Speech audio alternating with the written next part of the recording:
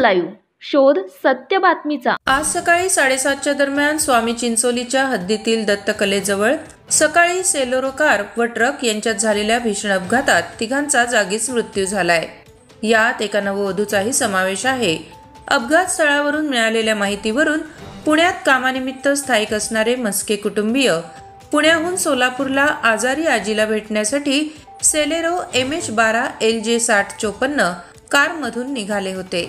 त्यांची कार स्वामी चिंचोली गावच्या हद्दीतील दत्तकलेजवळ आली असता सोलापूरकडे निघालेल्या मालवाहू ट्रकला पाठीमागून जोरात धडकली। ही धडक इतकी भीषण होती की या अपघातात बुबासाहेब धेंडे, सासरा राजू मस्के, नववधू राधा मस्के यांचा जागीच मृत्यू झाला। तर राधा मस्के हिचा पती अजय मस्के, काजल मस्के हे गंभीर जखमी झाले आहेत। राधा मस्के व अजय मस्के यांचा मागील महिन्यातच विवाह झाला होता। अपघाताची माहिती मिळताच आपुलकीची सेवा ॲम्ब्युलन्सचे मालक केतन वाघ हे तातडीने घटनास्थळी पोहोचले।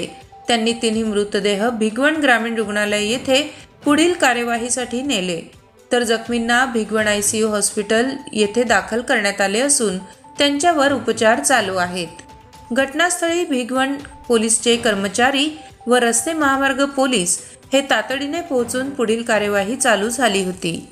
महाराष्ट्र न्यूज लाईव्ह, सागर जगदाळे, भिगवण। महाराष्ट्रातील लेटेस्ट बातम्या पाहण्यासाठी महाराष्ट्र न्यूज चॅनलला यूट्यूबवर सबस्क्राइब करा आणि बेल आयकॉन प्रेस करा।